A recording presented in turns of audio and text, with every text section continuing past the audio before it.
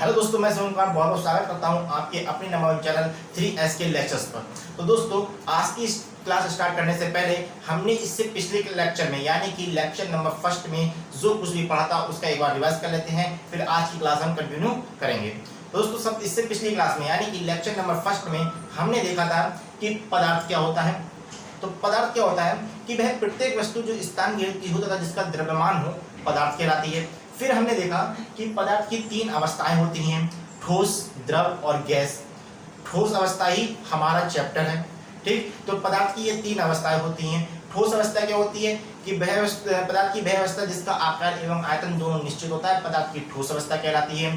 द्रव अवस्था क्या होती है कि पदार्थ की वह अवस्था जिसका आकार निश्चित होता है, आकार अनिश्चित होता है परंतु आयतन निश्चित होता है, पदार्थ की द्रव अवस्था कहलाती है। गैस अवस्था क्या आती है कि पदार्थ की वह अवस्था जिसका आकार एवं आयतन दोनों अनिश्चित होते हैं, पदार्थ की गैस अवस्था कहलाती है। तो हमने पदार्थ की इन तीन अवस्थाओं के बारे में देखा था। फिर ठोसों का वर्गीकरण किया गया। ठोसों का वर्गीकरण करने पर दो प्रकार के ठोस प्राप्त हुए। कौन कौन से? क्रिस्टलीय ठोस तथा अक्रिस्टलीय ठोस। क्रिस्टलीय ठोसों में फिर हमने वर्गीकरण को क्रिस्टलीय ठोसों में फिर हमने अंतर को देखा था। और आज हम अपनी क्लास में डिस्कस करेंगे कि क्रिस्टलीय ठोसों का वर्गीकरण करने पर हमें कौन कौन से ठोस प्राप्त हुए। तो चलिए आज की क्लास स्टार्ट करते हैं। देखिए, जब क्रिस्टलीय ठोस का वर्गीकरण किया गया तो हमें चार प्रकार के ठोस प्राप्त हुए। पहला है आणविक ठोस यानी कि मॉलिक्यूलर सॉलिड। दूसरा है आयनिक ठोस यानी कि आयनिक सॉलिड। तीसरा है सहसंयोजक अथवा नेटवर्क ठोस यानी कि कोवैलेंट और नेटवर्क सॉलिड, ठीक है। और चौथा है मेटेलिक सॉलिड यानी कि धात्विक ठोस। तो क्रिस्टलीय ठोस का जब वर्गीकरण किया गया, वर्गीकरण किसके आधार पर किया गया? घटक कणों के मध्य पाए जाने वाले बंधन बलों की प्रकृति के आधार पर इनका वर्गीकरण किया गया। यानी घटक कण या अभिविकर्ण, परमाणु, अणु या कुछ भी, ठीक है ना। तो घटक कणों के मध्य पाए जाने वाले बंधन बलों की प्रकृति के आधार पर जब इसका वर्गीकरण किया गया तो हमें क्रिस्टलीय ठोस चार प्रकार के प्राप्त हुए। कौन सा?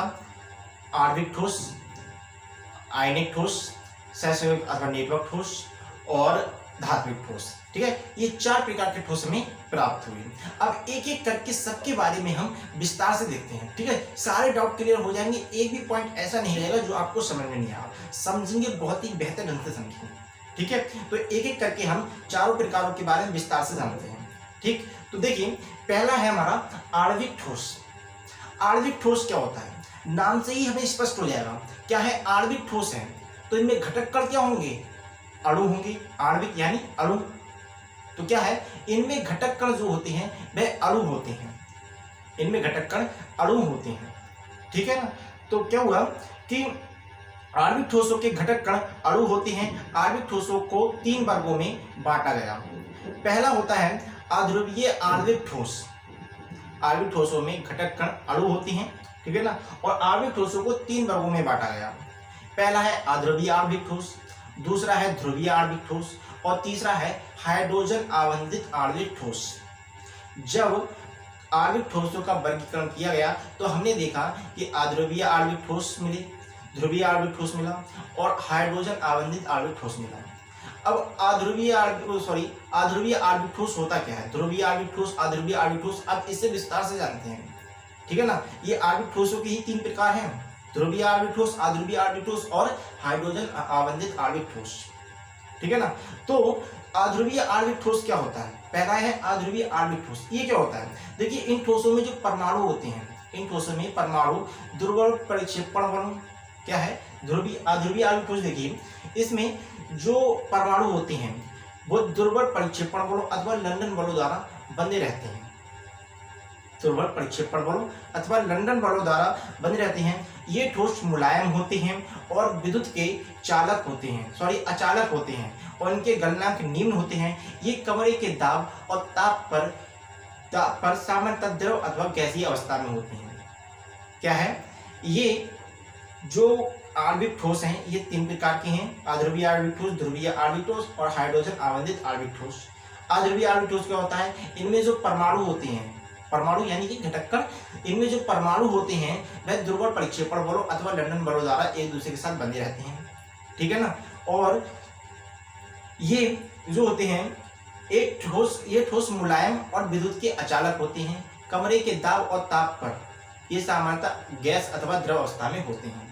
जैसे उदाहरण हो गया ठोस हीलियम, ठोस हाइड्रोजन आदि। ठीक है दोस्तों, अब हमने देख लिया कि अध्रुवीय आणविक ठोस क्या होते हैं। ठीक है, अब देखते हैं कि ध्रुवीय आणविक ठोस क्या होते हैं। ध्रुवीय आणविक ठोस क्या होते हैं, इन्हें कैसे परिभाषित कर सकते हैं, कैसे इन्हें समझाया जा सकता है। देखिए, इनके अणु ध्रुवीय सहसंयोजक बंधों द्वारा बंधे रहते हैं। ठीक है, इन ठोसों में अणु अपेक्षाकृत प्रबल द्विध्रुव अनोन्य क्रियाओं द्वारा एक दूसरे के साथ बंधे रहते हैं। ये ठोस मुलायम होते हैं तथा विद्युत के अचालक होते हैं।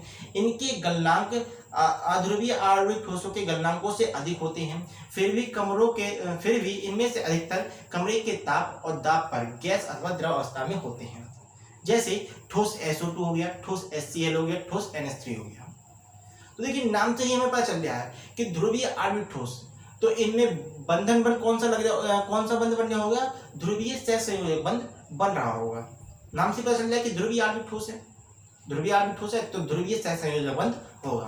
तो क्या है, इनके अणुओं में ध्रुवीय सहसंयोजक बंध होता है और ये ठोस प्रबल द्विध्रुव अनोन्य क्रिया, इन ठोसों में अणु अपेक्षाकृत प्रबल द्विध्रुव अनोन्य क्रियाओं द्वारा एक दूसरे के साथ बंधे रहते हैं। ये ठोस मुलायम तथा विद्युत के अचालक होते हैं और इनके गलनांक अध्रुवीय आणविक ठोसों के गलनांक से अधिक होता है। फिर भी कमरे के दाब और ताप पर ये सामान्यतः द्रव अथवा गैस अवस्था में होते हैं। ठीक है, ठोस SO2 हो गया, ठोस HCl हो गया, ठोस NH3 हो गया, ये हो गया इसके उदाहरण।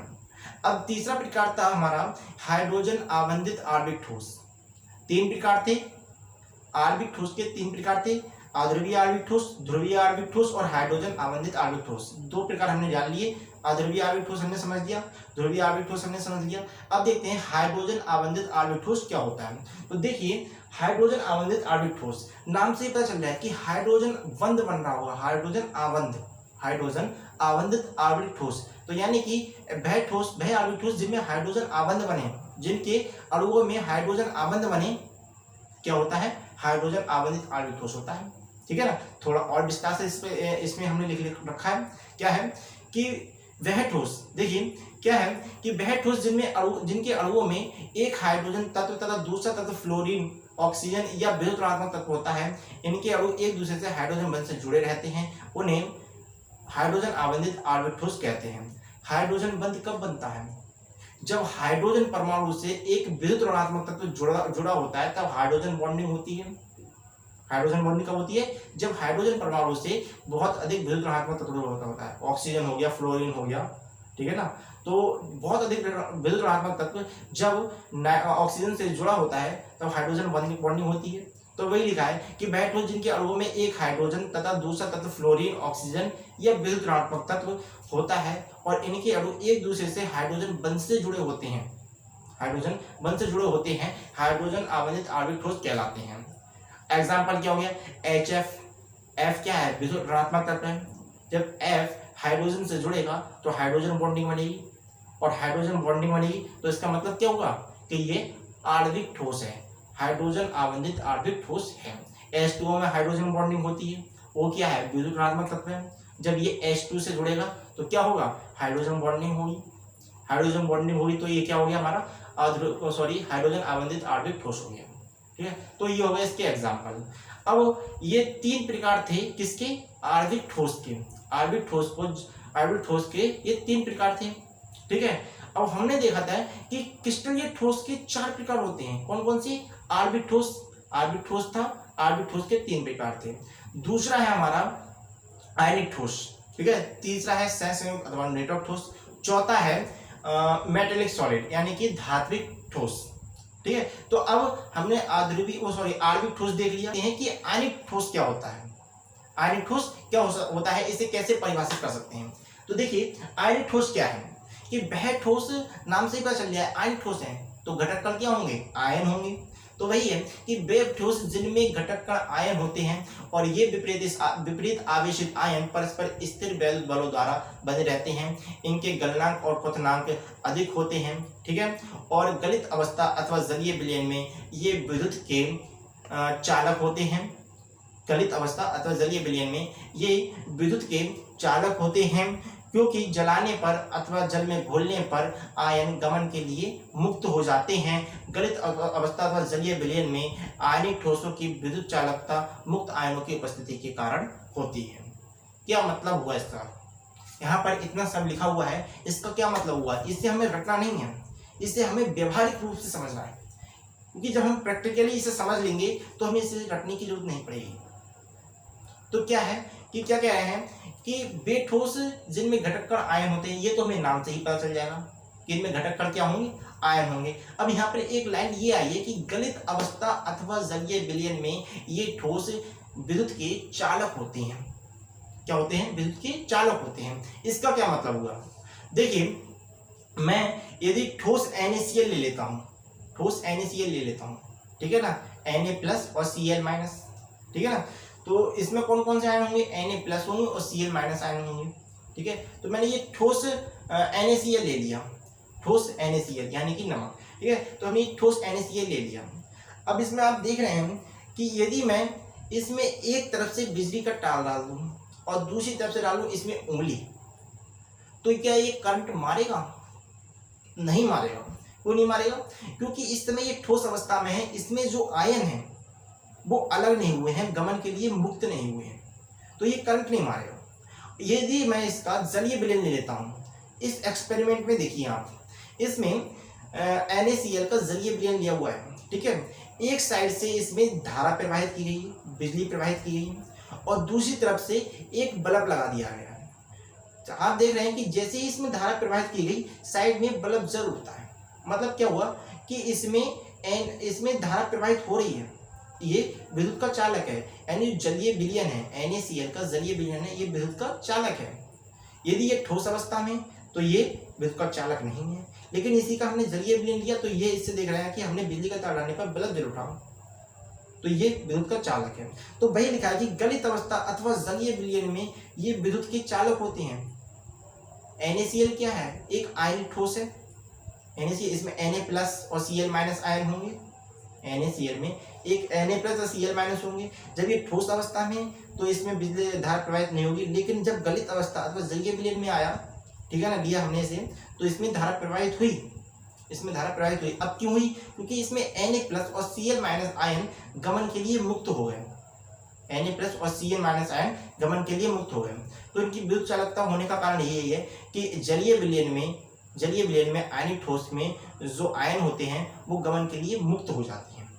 तो ये तो हो गया आयनिक ठोस। क्या है कि इनमें घटक कण आयन होते हैं और ये विपरीत आवेश आयन परस्पर स्थिर वैद्युत बलों द्वारा बने रहते हैं।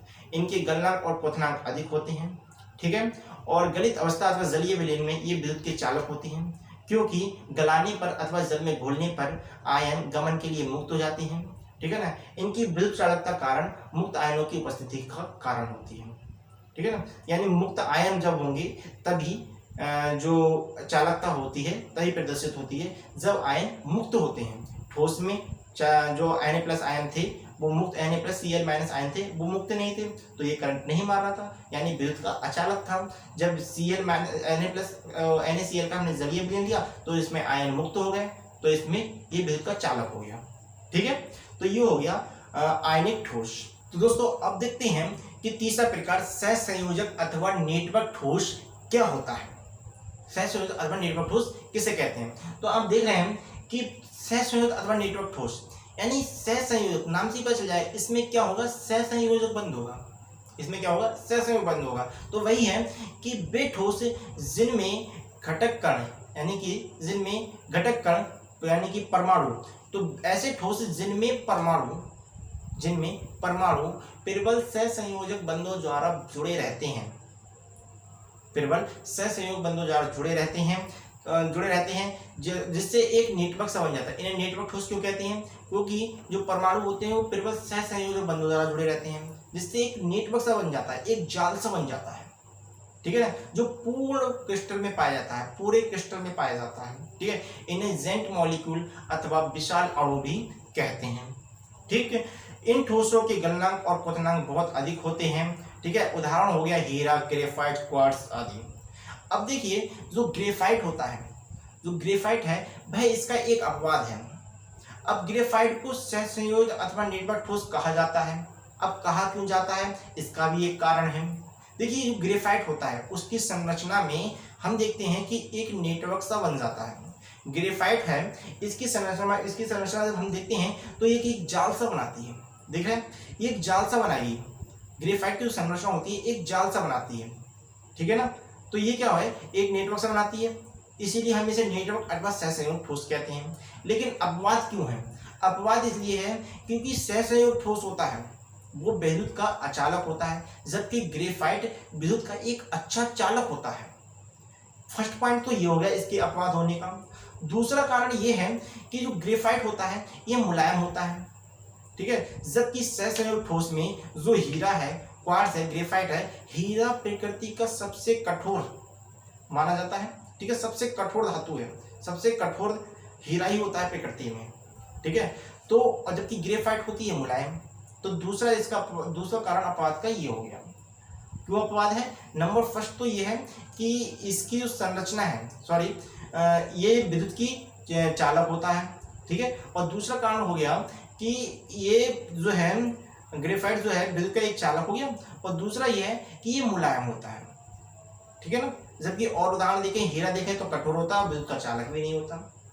तो ये इस कारण ग्रेफाइट जो है ये इसका अपवाद है, ठीक है। अब धात्विक ठोस, चौथा प्रकार देखते हैं इसका।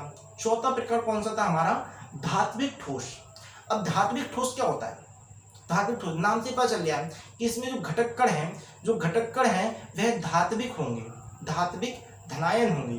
तो वही है कि धात्विक क्रिस्टल में धात्विक धनायन होते हैं जो गतिशील इलेक्ट्रॉनों के समुद्र में स्थित होते हैं। इलेक्ट्रॉन समुद्र का निर्माण धातु परमाणु द्वारा निष्कासित इलेक्ट्रॉन द्वारा होता है। गतिशील इलेक्ट्रॉनों की उपस्थिति के कारण ये विद्युत के चालक होते हैं, ये विद्युत के चालक होते हैं। अब धातु धनायन कब बनते हैं, धातु धनायन कब बनेंगे, जब धातु परमाणु में से एक इलेक्ट्रॉन निकल जाएगा तब धातु धनायन बनेगा। धनायन कब बन जाता है, जब किसी परमाणु में से एक इलेक्ट्रॉन निकल जाता है तब धनायन बनता है। तो वही है, अब धातु परमाणु में से जब एक धनायन निकलेगा तब धातु धनायन बनेगा। क्या बनेगा, धात्विक धनायन, ये धातु धनायन, ठीक है। तो वही है कि धात्विक क्रिस्टल में धात्विक धनायन होते हैं जो गतिशील इलेक्ट्रॉनों के समुद्र में स्थित होते हैं, ठीक है। और इलेक्ट्रॉन समुद्र का निर्माण धातु परमाणुओं में से निष्कासित इलेक्ट्रॉन द्वारा होता है। गतिशील इलेक्ट्रॉनों की उपस्थिति के कारण ये विद्युत के चालक होते हैं, ठीक है। तो ये हो गया हमारा धात्विक ठोस, मेटेलिक सॉलिड। एग्जाम्पल हो गया इसका FeCu Ag Zn आदि। तो ये हो गए क्रिस्टलीय ठोसों के प्रकार, ये क्रिस्टलीय ठोस के प्रकार हो गए। दोस्तों आज के लेक्चर में बस इतना ही, मिलते हैं अगली वीडियो में। तब तक के लिए यदि वीडियो पसंद आई हो तो इसे लाइक कीजिए और अपने दोस्तों में ज़्यादा से ज़्यादा इसे शेयर कीजिए। और यदि चैनल पर नए हो तो चैनल को जल्दी से सब्सक्राइब कर लीजिए। तब तक के लिए हंसते रहिए, पढ़ते रहिए, मुस्कुराते रहिए। जय हिंद।